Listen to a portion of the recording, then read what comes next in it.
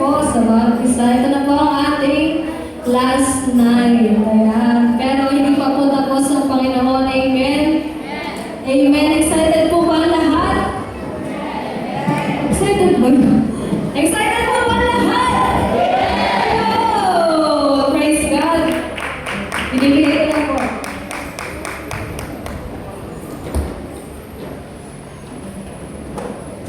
So yan, isang mapagpala at magandang gabi po sa bawat isa.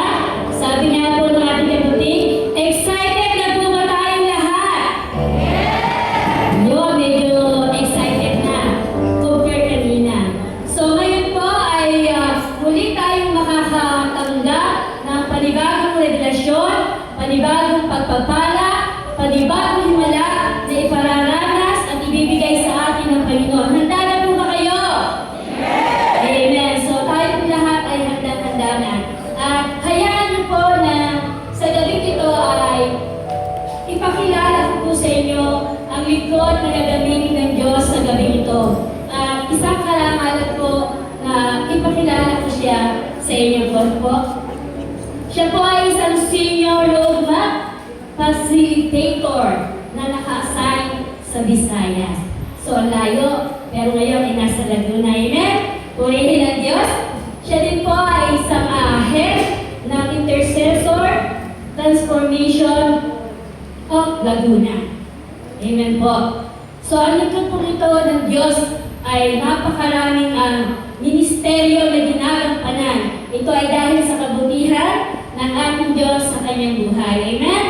At siya din po ay isang senior pastor, member ng LGF, Elder of the Province. Amen po. At ngayong gabi, hayaan po natin ang palakpakan ng Diyos sa buhay ng kanyang lingkod na ito na nagmula sa Jesus the Emmanuel Church, Pastor Rafi Panaliz.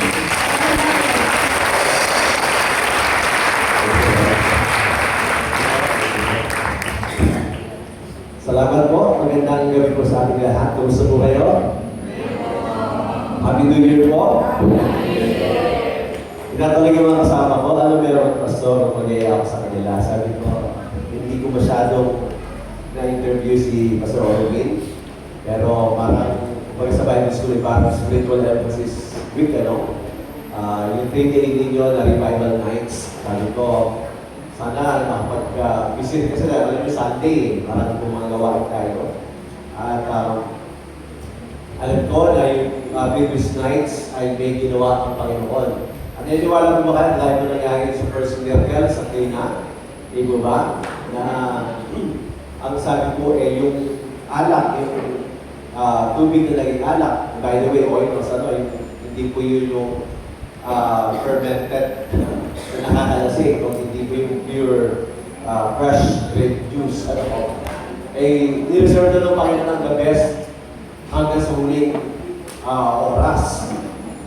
Ako po'y naniniwala na hindi ko dahil ako ngayon speaker, alam ko po nandito ang Holy Spirit, kaya inireserve pa po siya na the best para sa kami dito. Iniwala ko pa po. Amen. Amen. Salamat po sa Panginoon kasi hindi po madali na mag-gather ng mga tao pag Sunday evening dahil mga busy po lahat, at alam ko marami sa akin pagod ka dahil sa meetings, reunions, occasions, etc.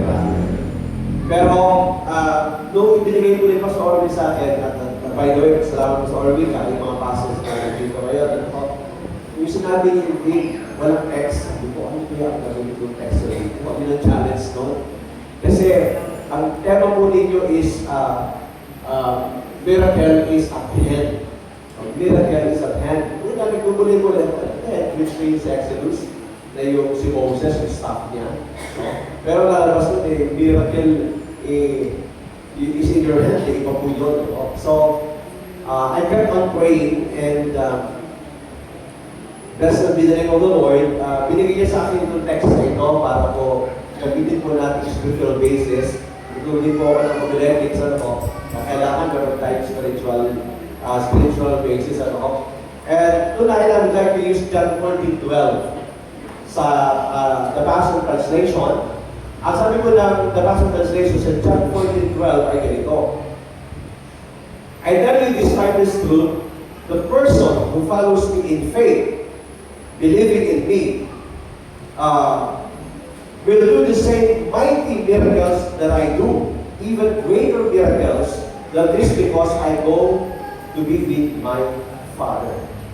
Alam niyo, in the Hebrew translation, ang binanggit mismo yung word na miracles. Kadalasan ang mga translation ang ginamit ay wonders. Mga kamabalaghan. Pero dito po binanggit sa Passion Translation mismo, sabi nila, mighty miracles. Or even greater miracles than this, because I go to be with my Father. Dito po binanggit ng ating Panginoon, ang sabi niya, sinasabi ko ang katotohanan sa inyo. Sabi niya mga person, verily, verily, pag binanggit ng dalawang ulit po yun, ibig sobrang mahalaga. Sila daw po na sumasampalataya. Sino po sila po dito ang sumasampalataya sa Panginoon? At sabi ko dito, ang sumasampalataya sa Kanya, gagawin din yung mga tanda, mga himala na ginawa niya at higit pa dahil siya ay pupunta na sa kanyang Ama. Bago po natin ang itong verse nito, tayo may manalangin sa gabi ito. Hallelujah! Salamat po Diyos sa gabi ito for this church, for the Ebenezer family. Salamat po sa buhay ng bawat isa sa kanila, for Pastor Orton and family, Panginoon, ang mga pastors, mga workers, leaders, members na nandito, Panginoon. Nilagay mo sa kanilang mga puso, Panginoon, na magkaroon ng nightly revival nights of Father God.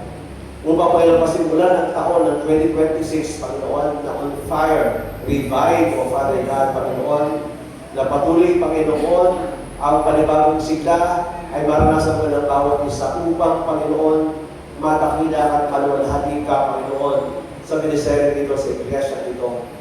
Lord God, sa gabi dito, Panginoon, we humble ourselves, O Father God. We appropriate the holy blood of Jesus upon us, O Father. Panginoon, inaakit mo namin sa gabi dito, Diyos, na ang lugar na ito, ang sanctuary nito ay pakadalisanin mo, make this place, O God, a sacred space, O Lord God, a holy habitation of your presence. At ang aming muna namin, Panginoon, ang iyong kalooban, ang iyong layunin, ang iyong desire of Father God, ang siya pong mangyari, Panginoon, hindi po ang aming mga kagustuhan lamang, Panginoon. And we declare not by might nor by power, but by your Holy Spirit alone. And we believe, O Father God, your word in Isaiah chapter 10, verse 27, that it is the anointing that will break every yoke, O Lord God. Lahat ng pamatok ay babasagin ng pamatok na padalang kaaway ay babasagin, O Diyos, ng pagpapahid ng banal na Espiritu sa buhay ko ng bawat Diyos sa amin. Salamat po ngayon lamang by faith. Tinatawag namin ang mga himala, Panginoon, na nais mo iparana sa amin lahat, O Diyos. Sa iyo ang papuri, sa iyo ang pagtakila, at sa mapagluwalahan ng salamat. In the mighty name of Jesus, is your praise. Everybody say Amen at Amen. Sige ko lang ako natin ang buhay. Hallelujah. Miracle is at hand. Ano wala Tagalogin yun? Mamaya ko na Tagalogin. Miracle is at hand. Diba ang first preaching ni Jesus, sabi ni King James, repent for the kingdom of God is at hand. Is at hand. Pero, yun nga po, nakaka-challenge ko kasi nung aking pong pinag-aaralan ko ito, sabi nga po nila, in the past, parang ang miracle po noon, especially kung pinag-aaralan po namin yung culture ng mga Hudyo, para sa kanila ang miracle ay daily occurrence. Naniniwala sila ng himala, ay naniniwala sila talagang buhay ang Diyos at tumagawa siya ng himala kahit araw-araw. Pero sa panahon daw po natin ngayon, parang ang miracle ay parang napakahirap na hindi mo na halos masumpungan. But still many believe in miracle. Ngayon po ba naniniwala sa himala? Kaya yung kagaya hinawala, walang himala! Declaration po yun, walang pananampalataya, pero kayo naniniwala may himala. Mga sabi na sa mga may himala. May himala, dali mo kayo gawin ito. Pero kasi pag naman po, himala, isa ginagawa na lang natin parang, isang word na parang napaka-common, napaka-ordinary. As ito nga sa mga kapatid, alam niyo ito po, John chapter 14, in the upper room, kausap ng Panginoon ng kanyang mga alagad, very Holy Spirit niya, bago siya ipako sa krus, at kanyang binigyan ng assurance sa kanyang mga alagad, na siya, bagamat siya aalis na, di ba, pinaramis niya ang Holy Spirit. John 14:16, sa pag ng Holy Spirit. At sinabi niya yung mangyayari sa kadalas na darating na panahon. At yung sinabi niya na, katotohanan sinasabi ko sa inyo, binigyan ng tingin ng Panginoon, sabi niya, the works that I do, next slide, the works that I do, yung ginawa kong mga gawain. Ano yung sinabi niya ng ginawa niya? Yung mga himala, the miraculous signs. Yung ginawa ni Jesus, yung kanyang teaching, healing, casting out demons. Ito ang na-experience na ng mga apostol sa book of Acts, specifically sa Acts chapter 3, verse 6. Naranasan na yung promise na yun.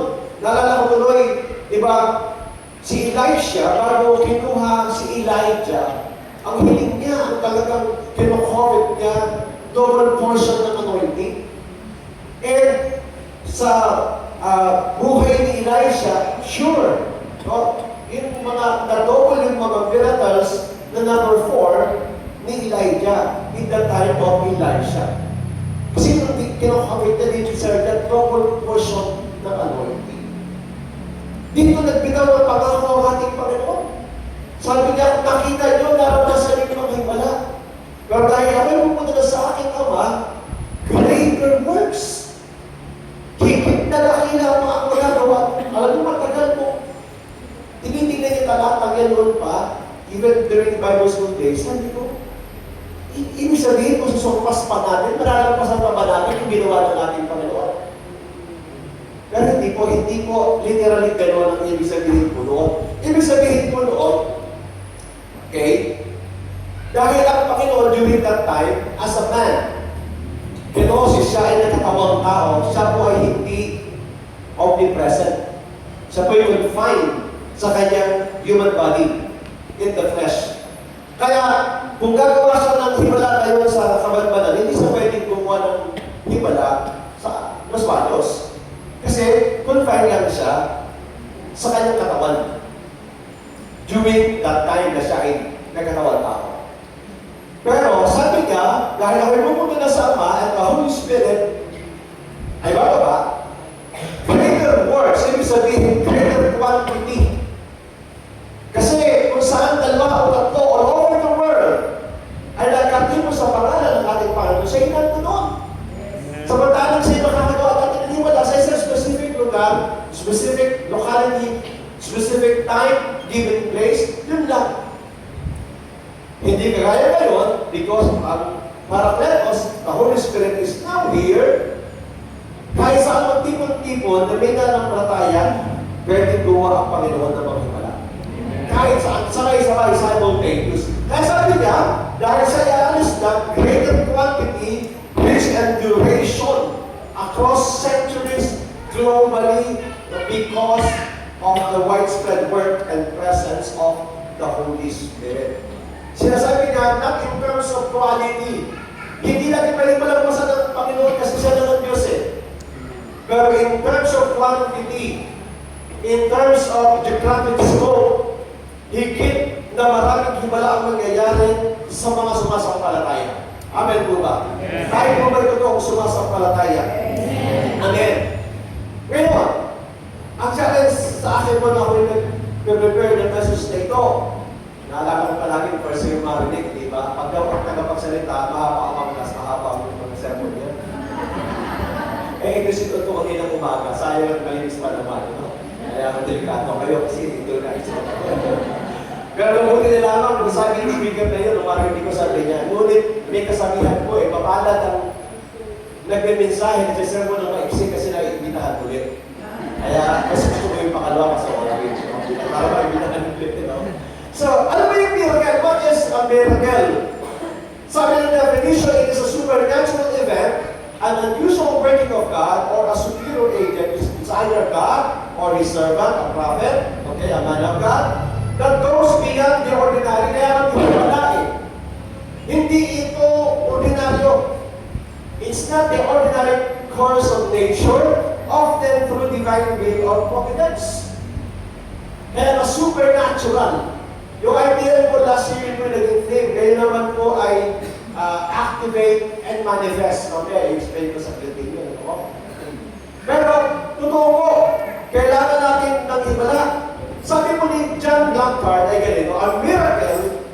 by definition beyond the ability of science. Hindi kaya ipaliwanag ng siyensya. And must therefore also be beyond the ability of science to disprove. Hindi kaya ipaliwanag ng science, hindi rin nila kaya pahulaanan ng himala. Amen? So, sinabi naman ni Ronald Dunn, a miracle is God doing only God can do. Ang isang himala po ay ang Diyos gumagawa ng kung ano ang Diyos lamang ang tanging makagagawa. Amen po ba? Kaya nga po, ang himala ay kailangan mo na magpatuloy sapagkat hindi mo nagbabago ang Diyos. O nga, bibigyan ko ng emphasis yan. Interestingly po ng akin pong inaaral ko ito, sa lahat na nakita ko, there are 4 categories of miracles. May 4 daw po na kategorya ng himala. And what are those? Okay, number 1, pinatawag na mga nature miracles. No, power beyond nature. Alam natin, kahit sa nalungkipan pa lang, di ba, yung dagat na mapula, sabi ng mga scholars, Red Sea na rin, hindi Red Sea. No, Red Sea. Dahil pagpo, Red Sea. Pero Red Sea nakatsanayan po natin. Nahati yun. Nagulat lang ang kamay ng Brad, itong si Moses, nahati, paano makahati yun? Di ba? No? Wala po yun eh. Si Joshua, di ba sinabi niya sa sun, stood still. No, stand still. And the sun stood still. Pero po, hindi ko pala hanggang hindi niya natano nila maglakad. Alam ba nung sa uso, napakarami himala, sinasabi niya ng still. Quiet, no? Yung bagyo, tumatahimik. Ang dami po na nakita po natin, na mga examples po yan, and then another category is healing miracles. Ito, marami akong matutuon dyan sa healing miracles na yan. No? Napakadami kong naranasan sa church sa loob ng 40 years, o 41 na this month. No? Years na pagkapastor, maraming mga himala, mga instant healing, mga kapatid. Di ba kakalimutan, no, ako pinag-apply in 1985 dito sa amin sa Los Baños. Meron pong dinala sa aming service noon. Ang ganda may yung pa noon, wala pa akong church building. No? Nag-iisa pa church kami noon. Yung isang lalaki na siya po ay taga-Blooming Green, trabahador, nag-jogging ng madaling araw. Paglingo niya sa kanto, binuong kasaya tumatakbo, yung pala nagnakaw. Ngayon, hinahabol ng taong bayan, sa abo na akala siya yung tumatakbo, siya ang binugbog at sinipa siya dito, nakatakbo yung sumipa sa kanya, sa kanyang spinal column dito. Kasi nalugbog. Puri ng Panginoon, i-pray ko sa PGH. Kinagabihan, nakakita siya ng vision. Kinausap siya ng Panginoon sa panaginip. Nagiging niya pa kita. Sabi na Lord, pinagaling na kita. Alisin mo yung praise mo. Kasi kaya sa nakapunta sa PGH, kailangan sa dali ng ambulansya. At sabi ng doktor, ikawamatay mo yan. Kasi nag-insist siya sa doktor eh. Uwi na po ako, pinagaling na ako ng bakas talagang immediately. Nung mabigat na wala. Pero kung maagin mo sa service ko, may grace dito sa likod. Noong maabot ako po siya, uminom na tayo dahil gusto niya mamatay. Pero salamat sa Panginoon, after that, prayer of faith. Sa BGH, ano? At natuwa po ako, ang dami doon sa kwarto, pinag-pray namin, lahat bumalik. Pero itong tao ito, hanggang yung buhay po siya. Ang dami po lagi, anak. Isang kapatiran ng tagal pa sa Amerika po noon. Ang kapal-kapal ng salamin. Ang kapal-kapal ng salamin po niya. Nagkaroon ng word, may pinagagaling dito sa mata. Tapos niya ako sumisigaw. Sabi na, pinagagaling ako ng Diyos. Sabi ko, anong nalaman, sister? Eh, yung kanyang anak kasi, kumakain ng prophet, yung giving prophet yung araw. Yung ingredients, nababasa niya ng walang salamin. Yung kanyang salamin, magkakapagapan. Wala nung hindi yung salamin. Nagpunta sa Amerika, alam ko lang pala yung salamin. Hindi po, wala akong humihip kamay dito ng tao. Hanggang ngayon, nalinaw pa rin ang mata. Sabi ko, grabe. Ako nagsasabi na siya. Hanggang ngayon, nalinaw ng mata. Ang dami po. At lately lamang po, ito po, aming workers convention sa Tagaytay. Hindi pa nga ako yung isang pastor namin, taga Mindoro. Bigla na pusap sa kanya ang Panginoon. May pinagagaling ang Panginoon. Alam mo, pagkatapos po siya mag-pray at marami naglamit ang sakit, muli ng Panginoon, yung anak ko isang pastor namin sa Ross Oriental Mindoro. bata pa na dalaga na inaanak ko rin, may cyst pala sa dibdib. Yung bata painful na. Nagulat siya, biglang nakaramdam siya ng napakainis sa kanyang dibdib. At kung sa latin niya, yung malaki na po, nabukol sa kanyang dibdib, wala na siyang masalat kahit kapraso at ibinagod ko rin dito pa ulit-ulit. Kaya wala ako sa kanya. Ang dami mong pagkakataon na gano'n. Ako po, nag-ooperate ako, niniwala ako sa gano'n, the word of knowledge, na may pinagagaling kayo dito. Dami mo na yung matutuo sa church. May isa kaming miyembro na na-accident sa motor. Nako, iika-ika siya. No? Tapos, sa Sunday, libre sa akin ng Panginoon, tawagin mo siya pag-recover ko. Nalalo si Charles Hunter, binayak si Charles Hunter, pinaupo ko sa upuan, sa harapan ng kongregasyon, Francis and Charles Hunter. Tapos pinipatay ko pa, hindi mo patay. Sabi ko, ay kuman, ikaw, pag tinapal ka, humaba ka ulit. Sa harapan ng kongregasyon, nalabi ko, ganyan. Mula mo noon, kahit ngayon, wala na akong pain, nakakabubuhat na rin si Fermin, hindi na ako, wala na anong pain, grabe, instantly, pinagaling ng Panginoon. May himala, kaya kapatid, may himala. Kaya ako ng unang eyewitness ako ng himala. Ano ako yung estudyante nun sa Baguio? Pumunta ako noon, si Don Stewart, ng Miracle, di ba? Si Don Stewart, siya po yung speaker, sabi niya, I am an evangelist. E dahil kami mga Bible school student ko sa mga Bible college, kami may na-assign ng mga ushers, yung mga Bible school students of different Bible schools doon po sa Baguio. It's so happen, ang assignment namin, isang kakilala ko, doon kami sa baba ng stage. Mga Hawi boys, pagbihin, di ba? Taga-Hawi kami, taga-control kami ng tao. Pero in section dito, may nakita ko pasok dito na isang lalaki na nakasaklay, nung tingnan ko siya, ni polio, balik ito sa paa. So, nilalayan ko siya, kasi kita ko wala kasama, nilalayan ko tinupo ko. Eto na po. After the preaching, ayun na, di ba, nagpa-worship si Don Stewart, this was in the 80s, 83. Sabi niya, a man right now is being healed. Yung paa mo, pinagagaling ng Panginoon. Tumulong siya, you! Pagtuloy ng gano'n sa invalid section, tumayo isang lalaki. Pero sabi doon si Mark, no! Not you! The president behind you! Grabe! Yung hindi ikaw, yung tao nga sa likod mo, tumayo. Pagtingin ko, dahil nasa baba ako, nakita ko, yun yung lalaking inalalayan ko. No? Nung magpano siya, nung ituro siya, hindi pa siya magaling nun. Pero nag-declare yung evangelist, pinag-aaral ko yung Panginoon. Sa excitement ko, sa tuwa ko ako. Nilapin ako kasi earlier, inalalayan ko siya. Sabi ko, tatay. Halika yung dala ko ngayon yung evangelista kasi di siya kayo hindi yung English eh. Hawak ko po siya, mga kapatid, naaral ko pa lumaki, nagbutok pa yung buto. Gumagano. Nagbulan ako nakita ko, lumalaki yung paa niya kasi ako nakatoko lang siya. Dahan-dahan ng mga normalize, pumapantay ng dalawang paa niya. Ako yung malakas kasi, hallelujah! Hallelujah! May himala! Hindi totoo, walang himala! May himala! Sino pa ba lahat? May himala!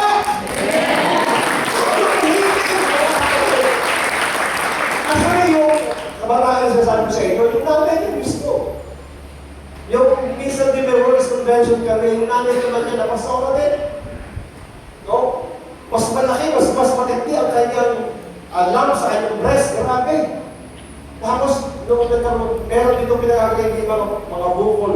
No? Sa Bisaya, Pusyo, mga ganyan, hindi pa, natagalang isa na, no? Nagulat ako tumaling ko, tapos tinawag yung asawa niya. Tapos, pinapakapain dito, kaya ginagawa yung dalawa ito. Sabi dito kaya nagpipili itong mag-asawa. Public display, pag-lecture pa yata. Tapos, nagulog ako, nag-iiyak na kasi para mag-iyak niya, kinakapagal yung malaking pinakit mo. Kung wala siya makapat, kaya tinawag yung asawa, Daddy, kapain mo nga. Wala rin makapat. Hanggang ngayon, yung hiling, buhay talaga pa. Parang masama nila sa mga. So, kaya ano yung mga mo? Yung mga ito, mabigat, ang tawag nila, restoration miracles. Raising the dead. Misa tinahawag ako doon sa trapo. Pero alam ko wala pa akong ganun faith namin. Hindi mo sa akin, batang patay. Sabi ng mga tao, ako sa akin, brother, magpahin mo, mainit pa eh. Baka mabuhay pa eh.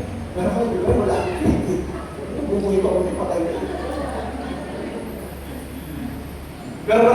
narinig naman ako ng mga pastor, lalo na sa mga kamangyanan. No? Para sa kanila, even yung patay na, no? Pwedeng mabuhay. At yung asawa ni Smith Wigglesworth niya, yung namatay, pinag-pray ni Smith Wigglesworth. Nung mabuhay uli yung asawa niya, pinagalitan siya. Sa susunod pag mamamatay ako, huwag mo na ako mag-pray. Ganda na sa akin. Binuhay mo ako. Totoo, himala ko yun. Para sa kanila, ang himala ay bahagi ng buhay. And the fourth category of miracle is exorcism. Casting out demons. Ito ako dito muna expose. Ang exposure ko sa Manila, ako po yung Batanggay, nagkaroon ako sa Manila. Ayun, nasa Manila na po. At ang tinami sa akin ng Panginoon ay isang lady evangelist. Ang kanyang testimony ay dati ko siya witch sa Negros Occidental. At the age of 9, kaya niyang pumatay through witchcraft. Isinama ako sa Upper Metro Manila. Halos araw-araw may nagpapray kami. May sabi. Kaya po yung exposure ko yun, marami akong karanasan ng ganyan. And lately lang po, binigay ko sa church. Doon ka sa church, no? Kasama yung nanay kayo. Grabe ang ginawa ng Panginoon. Kaya nagiging ko sila sa ating Panginoon. No? Wala po yun eh. Ang iwan kilala tayo. Alam niya kung sino ka. Bakit wala po yan, hindi rin kaya kapangyarihan ng Diablo. Pero that's a miracle. Now, what are the elements of a miracle? Ang elemento doon ng himala, malasalan mo ng himala, kakaiba talaga siya. An unusual event that can be perceived by others. Himala yun. Yung mga anak ko, si Kambal, yung pumunta lang several years ago sa Pangasinan, titiliver lang doon madaling araw, umalis dito sa Laguna ng gabi. Nakasunod-ahan, hindi namin alam kung sila yung mga yun. Pinagpabaril sila. Yung isa sa sakya niya, wala na nga yun. Kasi may rental si Andre, nasa kanila na ngayon. Pero, grabe, pinaulan na sila ng bala. Ang malay, may pistol pa. Ang daming tama. Pero ang himala, wala man lamang lumusok na bala sa loob. At ang dahil pa din, examinin ko yung sasakyan. Grabe. Si Andrew, yung isang kambal, nasa parokya ngayon, doon siya naupo sa likod. Tinanggal pa yung headrest. Pero doon sa tapat ng headrest na yun, merong butas na kasing laki ng bala. Pero walang lumusot. Hinanap namin, walang palang pumasok sa loob ng sasakyan. Ang nangyari po noon, madaling araw, alam mo, siyempre, yung natin lalapag sa STV. Lagi si May, nakita niya yung dalawang kambal. Nag-pray sila, nag-pray. Urgency, crisis intercession ang tawag ko. Nag-pray sila, nag-pray sa dalawa. Tapos kaya na mag tumawag sa amin. Nakala lang nagbibiro. Sabi, kay Andre, Daddy, Mami, mabuti po, buhay pa kami. Bakit? Kaya magbiro mo ganyan, ha? Ay, dumating na ng Batanghali, ay grabe mo, talagang sabi ko, buti hindi kayo nasitan. Wala pang nasihan, wala siya. Nakarating dito, eh, kung nakita ng mga pulisyo, paparahin sila kasi at dami tama ng bala eh. Pero nag-pray sila, ako lang mag-isip, nag-pray, kasi nga rin, sa kami nag-usap ng mag-asawa. Kaya nga lang sinasabi ko sa mga intercessors, kapag kayo nagising ng madaling araw, at kayo napapajingle, dahil senior pa kayo, pero minsan ginigising tayo ng Panginoon dahil merong emergency. At nakita niyo kaya himala po. May video po ako, hanggang ngayon compile sa akin yun. Yung actual, yung picture, hindi ko lang dinagayan ako. Pero makasabi mo na nagawin ko pala. Walang natural explanation. Paano nangyari po yun? It must be the result of an act of God. Next slide. Makikita po natin kasi, mga kapatid, na ito po yung diagram na yan. Makikita po natin mga kapatid na sa gitna ng circle, natural world. Natural. Tayo mga kapatid, bagamat tayo ay may laman, may kaluluwa, may spirito tayo. Sabi na sa kanan ko, sa lahat na nakikita, panandalian. Mas totoo ang the spiritual world than the natural world. So sa natural world, makikita po natin sa taas, God. Sa baba, Satan and the fallen angels. So doon po sa realm ng supernatural sa God, the good supernatural, Nandiyan po ang nag-work ng ating Panginoon. But doon po sa supernatural realm naman of the dark side of Satan, di ba na ang purpose ni Satan, naparito siya gentleman para pumatay, para magnakaw, para magwasak. Totoo ang spiritual. Kaya nga po, dalawang bagay. Dahil si Moses, nung itapon niya yung kanyang tungkol, naging ahas. Pero ginaya ng mga inkantador. May power din sila. Kaya lamang, superior ng power, nagaling sa Diyos, kinain yung tungkol, yung ahas, nung kinain yung mga ahas, na ginawa ng mga inkantador. Pero alam nyo, sabi ko nga kanina, sa panahon natin ngayon, halos napakahirap ng makasutong ng himala. Mamaya pala ng bakit. Pero ano nga po ba ang layunin? What is the purpose of miracle? Or miracles? No? Miracles were not just to exhibit God's power. Hindi naman ipakita ang kabalan ng Diyos, but that's a part, no? Its primary purpose was to confirm God's word. Kaya nga po, nagkakaroon ng himala ay parang pirmahin ang salita ng Diyos. Kasi ang salita naman ng Diyos mismo nagsabi, yung ating text na sinabi, binasa kanina, sinabi ng Panginoon kung siya gumawa ng mga himala, mga kamamangha, di ba sabi ko, signs and wonders. Signs and wonders, pero nag-wonder na lang tayo, wala na yung signs. Wala na mga himala, no? But the purpose was to confirm God's word. Pagkakot ng ating Panginoon na spoken by the person who did the miracles. And the ultimate purpose, the main purpose of a miracle or miracles is to glorify God. Manunawala tayo ang Diyos. Kaya tama lang na tayo ay mag-desire ng himala. Ang tanong, ang himala ba ay para sa kayo? Is miracle for today? Naiwala ba kayo? Uugaw tayo ngayon ng himala? Amen. Ang problema ko, yung magpasa natin natin dito, kasi nagkaroon ng mga cessationist. Naiwala sa cessationism. Sabi nila, lahat ng mga gifts, nag-cease na, tumigil na. Ang tawag sa kanila, cessationist. Naalala ko, ang isang sinundan ko nung matagal ay si John Austin. Kailangan ng mga bataan si Joel Austin, pero yung tatay ng matindi, si Joel Austin. Noong araw, VHS pa yun. Ako po ay nag-subscribe sa kanya at regularly, pinapalad ako ng VHS noong araw, VHS pa noong araw. Nanonood ako sa kanyang mga preaching. Ang testimony of John Austin, he is a Southern Baptist preacher, pero dumating yung punto ng kanyang asawang si Doggy na ng cancer. Pero siya mag-pray, Lord, Lord, kasi ang kanyang stand doon, ano pagkakaliwala yung Mark chapter 16, ano sabi ng Mark 16? And this I will follow them that believe in my name. Ang palatandaan ng pamananampalataya. Sino nga uli ang mananampalataya sa kami ito? E di itaas ang kamay ng mananampalataya. Okay? Okay? Ang tanda ng mga sumasampalataya sa pangalan ko, magpapalaya sila ng mga demonyo. Ilan po siya yung nagpalaya ng demonyo?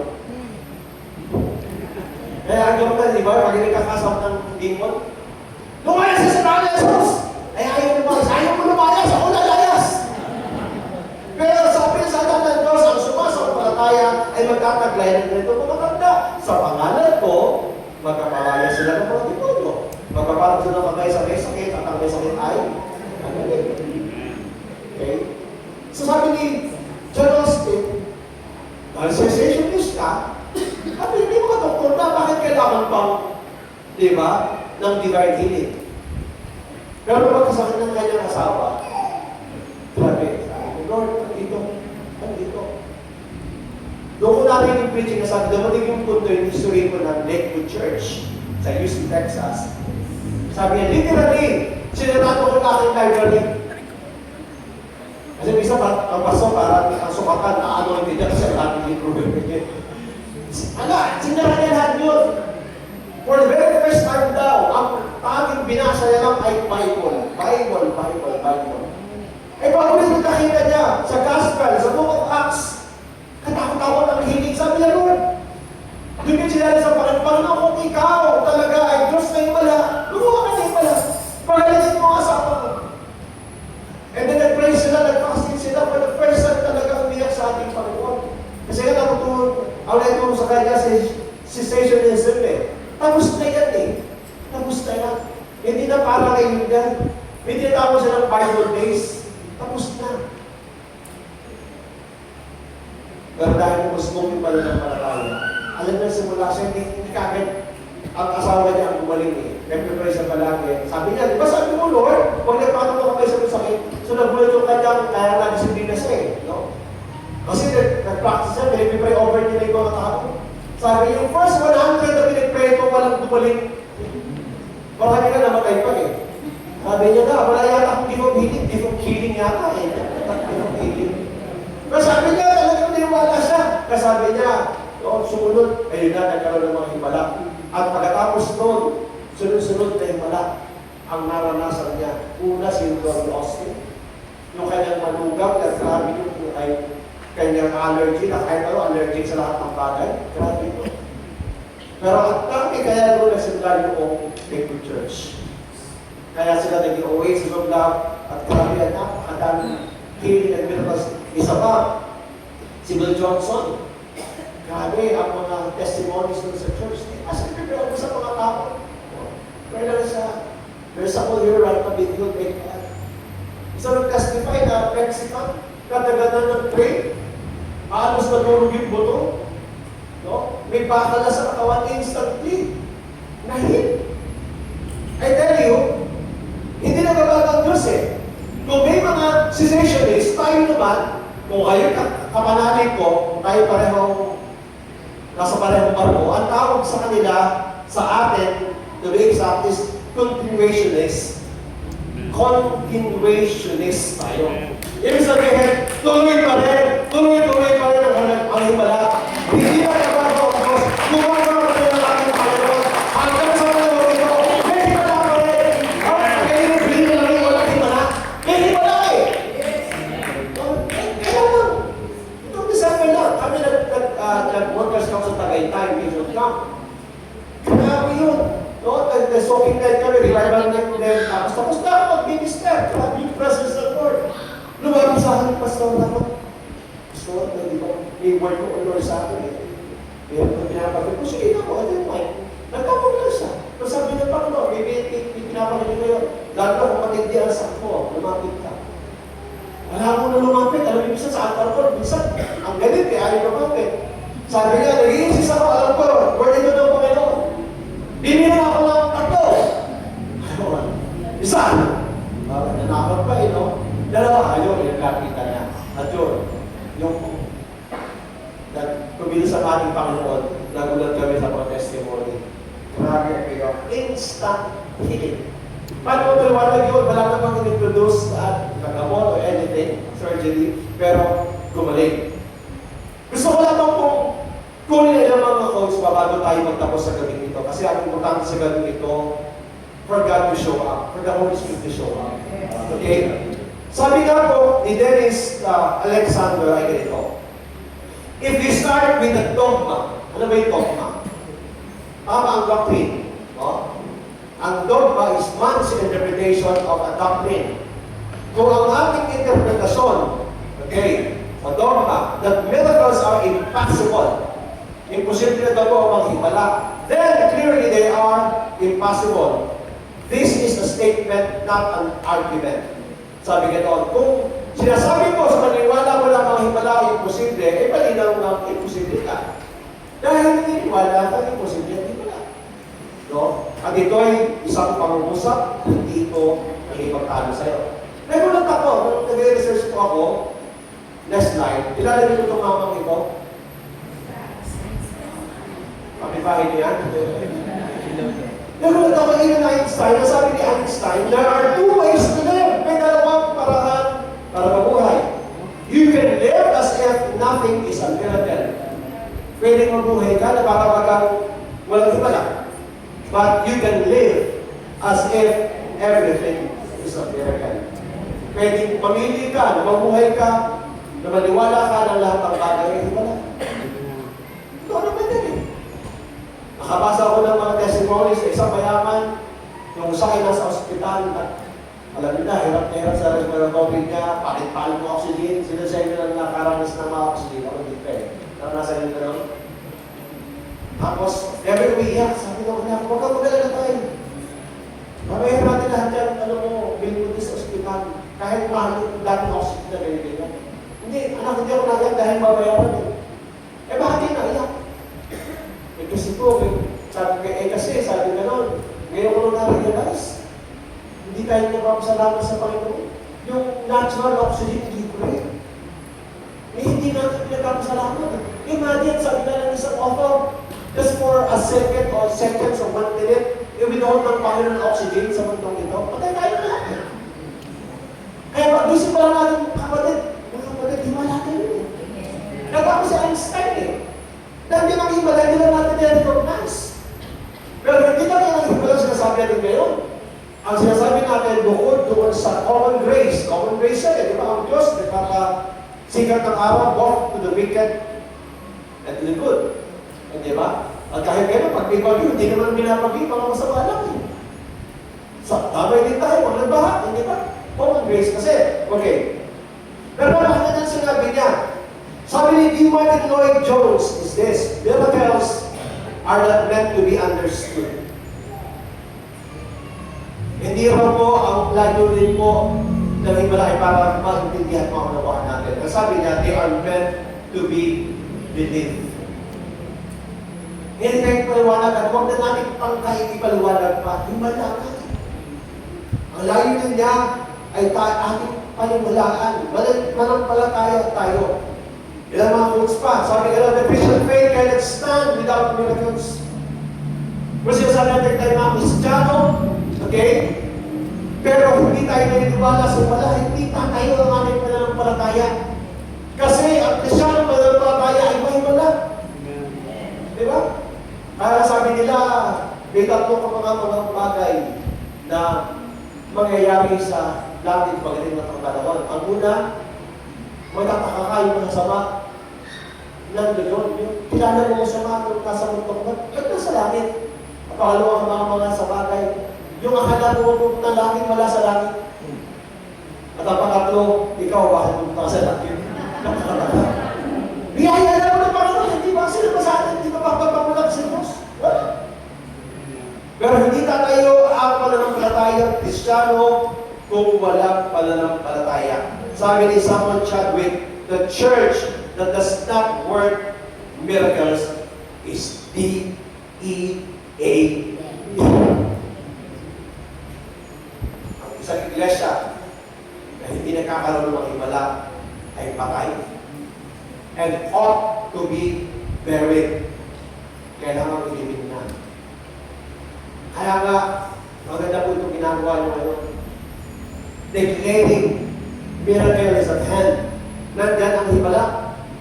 Another, before I close, a religion without wonders is false.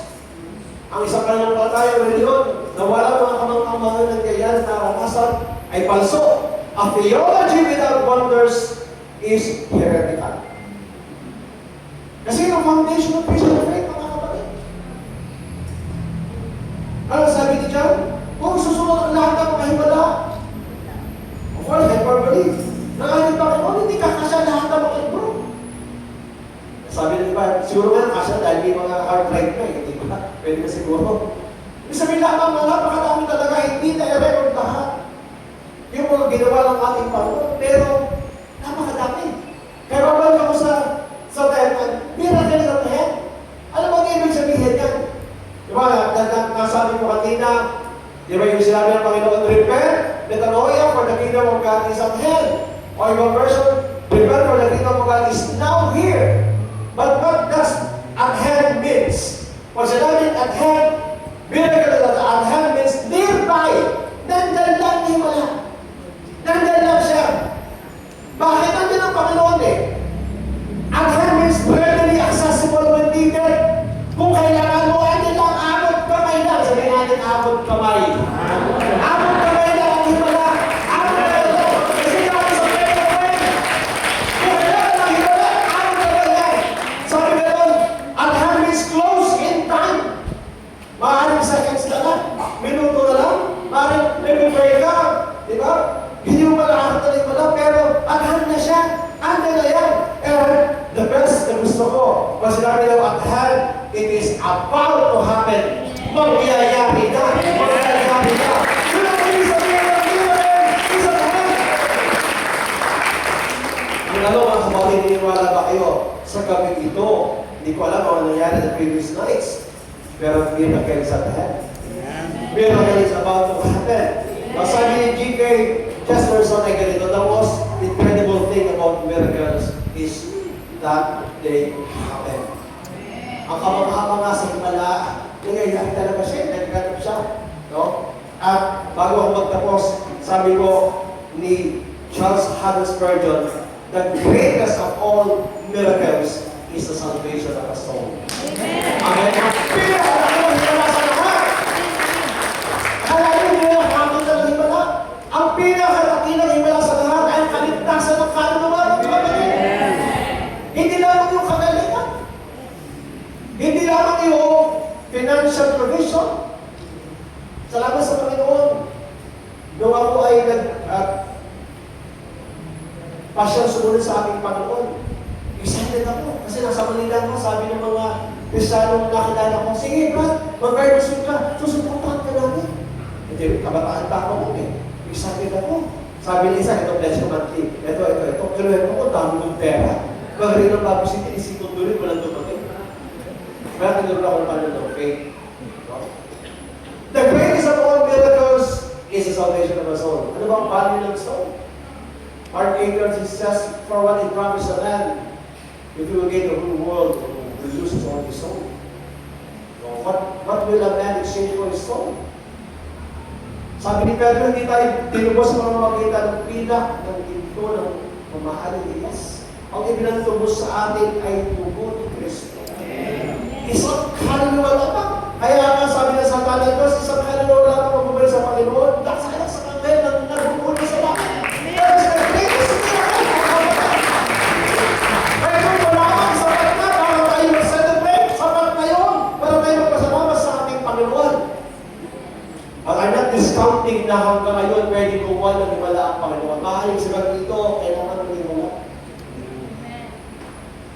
Kaya ng Panginoon. Why? Sabi ng Malakay chapter 3 verse 6, for I, the Lord, do not change. Ako na mahal ng Diyos, hindi ako nagkakago, therefore you O children of Jacob are not to be shown.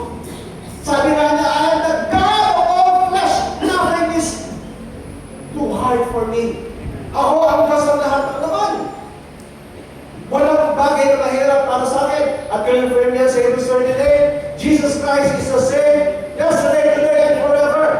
And very quickly, mga kapatid, alam nyo, ito yung tinuro ko sa mga intercessors, yung ating mga coordinators, yung significance ng 2026. Sa Hebrew calendar is 5786. Alam po ba yung 5786 na yan? Yung 5 is grace. Yung 7 is sword. Yung 8 is new beginnings. Life Broadway. Yung 6 is vow. Connection, man, heaven, invading earth. 2026, according to Hebrew calendar, is heaven invading earth. Merging.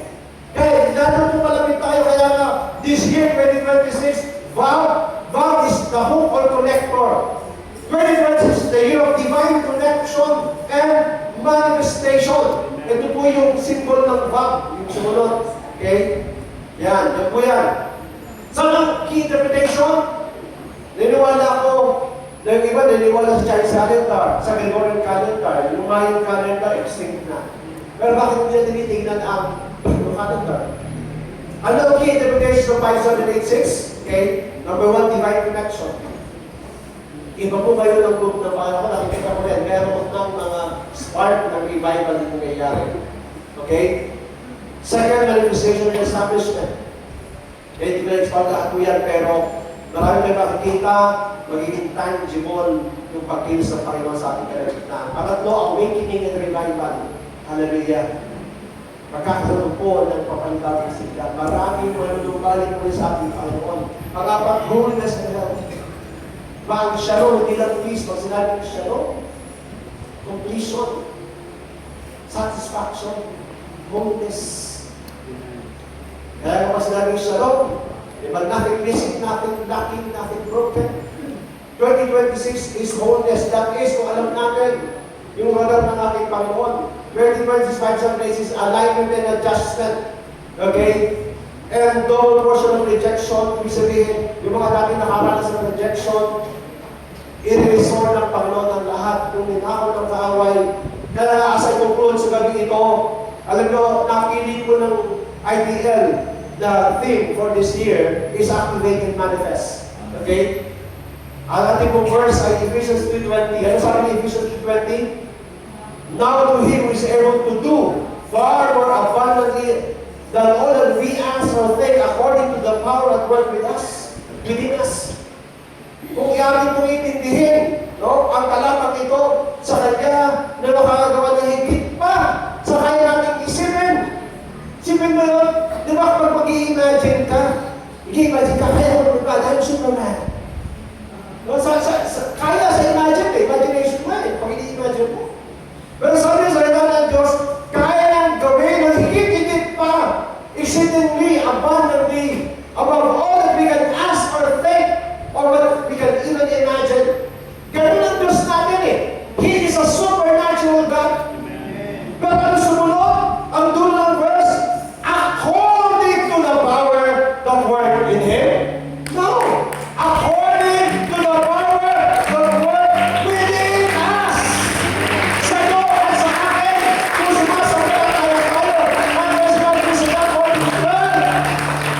He that believes, greater works, greater miracles, mga kapatid.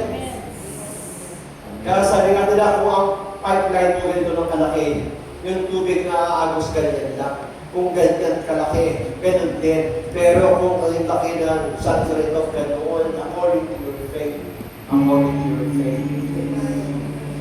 Maganda yung tumingin sa tao, tumingin tayo sa pasalito ko. Maybe you're needing of miracle tonight. Let's allow the Holy Spirit to do His work.